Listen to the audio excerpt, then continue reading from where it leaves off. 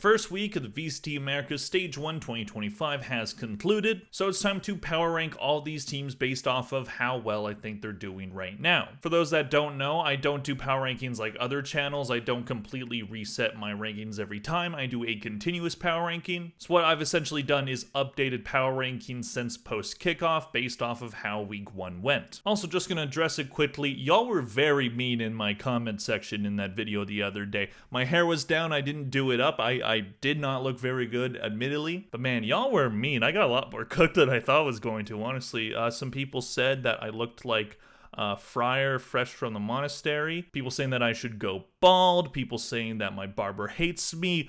All of it. So you know what? Fine. I'll do the hair how you guys like. All right. If this is what you want, then so be it, man. Then so be it. You want it like this, huh? You like my hair like this? Either way, I'm never gonna do that hair again because y'all were mean. Or will I, just to piss you guys off? We'll see. So with all that said, let's get right into it. So this is the board we have today. We will be revealing each team from 12 to 1. Starting with the bottom, the same spot as they were post kickoff. 2G is at the number 12 spot. They almost got a map off of Evil Geniuses. They got it to 11, so that is at least a sign that this team might be trending in the right direction. However, map 2 was not at close. It was a 13-8 scoreline instead of 13-11. So that improvement went away pretty quickly, but still, it's an improvement from where they were at kickoff, which was very bad. Right now, I think the goal for this team shouldn't even be win a game. It should be win a map, because they have not done that yet, and their upcoming schedule is very difficult. They play Loud next, who are looking to bounce back from the loss against Crew, and Loud look pretty solid overall, so I don't think I see 2G taking a map off of them, and then they play Crew, then 100 Thieves, then Sentinels. So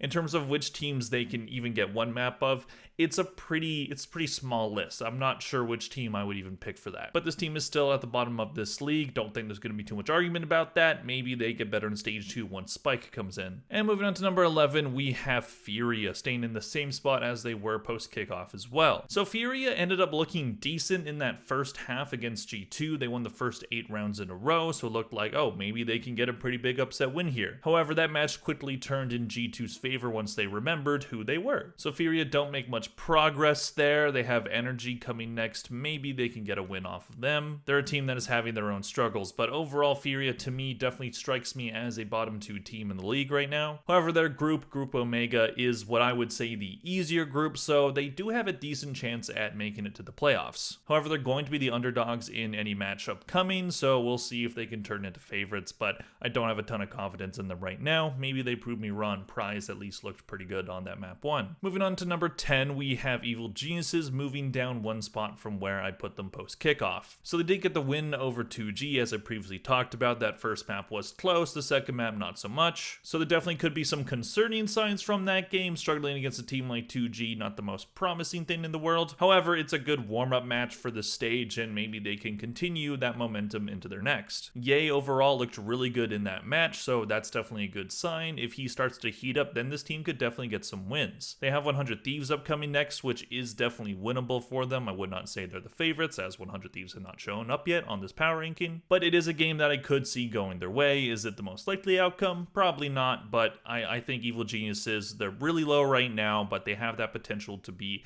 a dark horse or a spoiler team, a team that is going to beat some teams that are better than them to maybe, keep some teams out of the playoffs, stuff like that. Moving on to number 9, we have a team that we actually just mentioned, and that is 100 Thieves. So I have them moving down one spot from where I had them post kickoff. I was not inspired by their kickoff performance, and they ended up in 8th place. And then they started their stage against Sentinels, and it went the way that I think everybody predicted, because Sentinels usually beat 100 Thieves. But not only did they lose to Sentinels, they also lost map 3 13-1, getting absolutely destroyed on that split map, a map that they had previously beat Sentinels on, but they caught them off guard with that Sage comp, and it just did not work this time. 100 Thieves are just a confusing team for me. I definitely think they have a good amount of talent. It just doesn't seem like the pieces fit together. We'll see if this team can do what they did in stage 1 last year and start to heat up for the rest of the stage and then be able to make it to Toronto. But right now, I just don't see that as the likely outcome. I'm not really inspired by their play or their compositions. Moving on to number 8, we have Energy, moving down one spot as well. So Energy started their stage with a rematch against C9, a team that they lost to at kickoff, and it was basically the exact same result,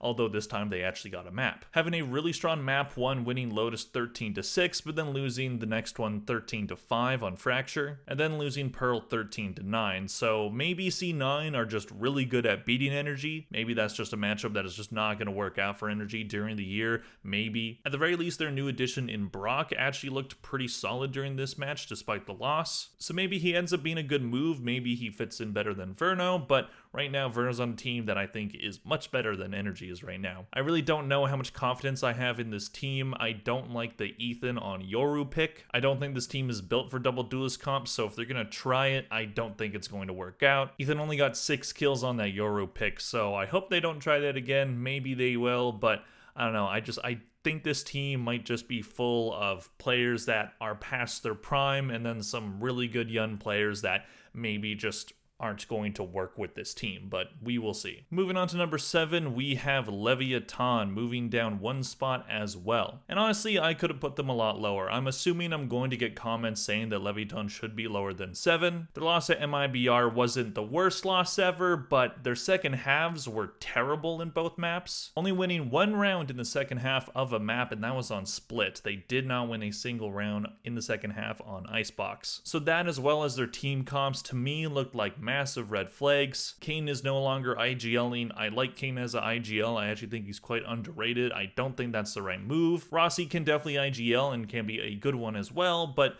with this team, I feel like that wasn't exactly needed. And right now they have Kane on Duelist and then Demon 1 on Smokes, which I know Demon 1 has played Smokes before, but I don't see him as the solution there. I think Kane is much better in a support role. Do not see him as a Duelist player at all, and it did not go well for them in that MIBR match, so I could have dropped them below both Energy and 100 Thieves, but both of those teams lost as well, so I figured, I will only punish these teams by moving them down 1 spot each. But if Energy and 100 Thieves end up moving up and Leviathan ends up moving down for week 2, then I'm not going to be surprised at all. Moving on to number 6, we have our biggest mover up, and this is C9 moving up 4 spots from where they were post kickoff. They were in the number 10 spot. So they move up to number 6 with a good win over Energy. Usually I wouldn't move a team up this much based off of 1 win, but every one that was above them lost, at least every team up until the number 5 spot. So they did better than Leviathan, they did better than Energy, and they did better than 100 Thieves, so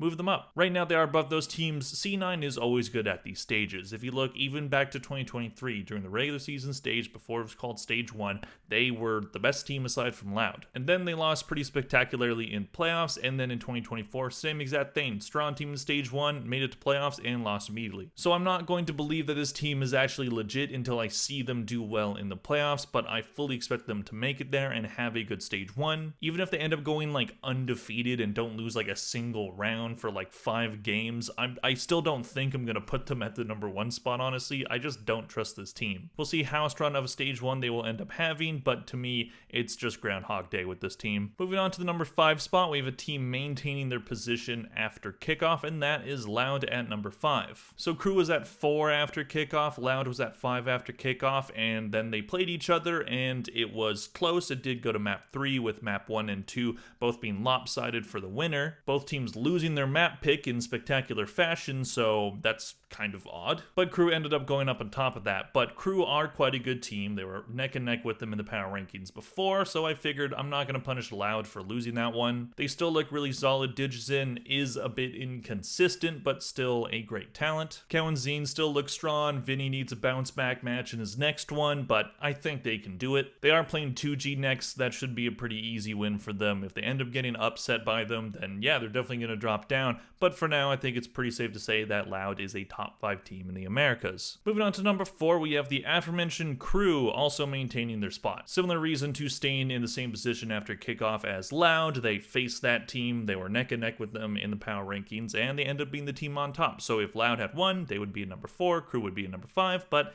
that did not happen. And I didn't see enough from Crew to make me put them in the top 3 because there are some very strong teams in the top 3, but definitely a promising sign to see Kesnet do well in that match. He is an inconsistent player, but when he's on, he's very on. And when it comes to Latin America, Crew has a very stacked roster of some of the best players from that region, and it seems to be working out this year so far. They didn't make it to Bangkok, but they did get close, so they had a good start to the year, and they start their Stage 1 off with a win. Crew also did quite well in Stage 1 the year prior, but they ended up not having a good good playoffs after that, so that's another thing that they're going to have to watch out for. But overall, this team looks solid. I don't have a ton of concerns about them right now. They are playing Sentinels next. They are, I would say, the underdog for that match, but they can definitely win that one. We'll see how that match and the rest of their stage ends up going, but Crew, I think, is going to be a strong team. So moving on to the top 3 spots, we are starting with a team moving down by 1. Sentinels is at number 3. Now, I felt a little bad moving them down because they did get that win over 100 Thieves. However, the team that I moved above them, I think, is just playing a little bit better right now. And 100 Thieves were able to get a map off of Sentinels. Sentinels would end up destroying them in that 3rd map, so you can think of that as negating that loss. But what I saw from Sentinels this weekend is they are working through the issues that we knew that they had after kickoff. They're switching their seating arrangement, trying to, surround the young guys with love and to, have the whole tilting issue not be as big of a thing. And it ended up working against 100 Thieves. Maybe it can work for the rest of the stage. I think they are in a pretty favorable position. They should be a lock for playoffs, but in Valorant, nothing comes easy. So we'll see how it goes for Sentinels, but I feel like right now, number 3 is a fair spot to put them. Maybe they should be number 2. Sentinels fans are probably going to think that they should be number 2, but personally for me, I feel like 3 is just where they should be right now. Moving on to the number 2 spot, we have a team moving up 1 spot from where they were post kickoff, and that is MIBR. Now, that win over Leviathan, not the biggest deal because Leviathan, they are in the bottom half of the power rankings, as you can see right now, so maybe they don't deserve to be at the number 2 spot. But overall, I was impressed from what I saw from them, especially those second halves and the fact that Ospos had a rough game and the team still dominated. The young guns of this team just seem to get better and better the more times they play. Genim looks like a potential candidate for Rookie of the Year. Might be a little too early to say that, but this kid is very talented. Artson is on an absolute tear right now. He's been fantastic at kickoff as well as that first match. And Verno coming in, at least so far, hasn't hurt them. And he actually knows Spanish, so he's learning Portuguese right now, and it might be quicker for him than it would be for others. So the concerns about bringing in a North American player having communication issues doesn't seem to be a problem for them. So that's just a great sign, honestly. Cortesia had a really good match against Leviathan, and Ospos struggled, but is still Ospos. We know he's going to bounce back. They are facing G2 next, and that will be their greatest test yet, but it's not a 100% guarantee that G2 wins that. I definitely think it's likely that G2 wins that, but MIBR are a very fun team to watch. They're a very hard team to play. A lot of good vibes there. They have one of the best players, if not the best player in the world in Ospos. This team definitely has the ability to beat anybody in this region, so we'll see how far they can take it during the stage, but I am confident in their chances. And moving on to the number 1 spot, no change from post kickoff, and that is G2. Who else but G2 at the number 1 spot? They had that rough first half against Furia, but recovered very quickly. And they looked like the team that we have seen so far, a team that is very disciplined, a team that is very smart, a team that has a ton of talent overall. Both Leaf and Giacomo had solid games, and we saw Giacomo on the Waylay. That's interesting. If there's any team that could make that agent look really good right off the bat, it's G2. Not really much to say about G2 aside from the fact that they just look really good right now and I think are clearly the best team in the region. But maybe that grand final Bangkok loss is going to haunt them for a little bit, and maybe there's a bit of a hangover aside from that first half against Furia. Maybe they struggle a bit during the stage, but I'm really not concerned of that happening. So G2, still the best team in the region. We'll see how long they can hang on to that number 1 spot. Things do change drastically during the stage. It is a long stage and there's games every week, so teams are going to move up and down every week. I'm going to be doing these power rankings weekly, so stay tuned every week for that. Please let me know in the comment section down below, what do you think of my rankings? Where do you think you would put teams? Please let me know all that and more in the comment section down below. Please click like and subscribe if you enjoyed this video. Thank you very much for watching, and I'll see you guys in the next one. Bye!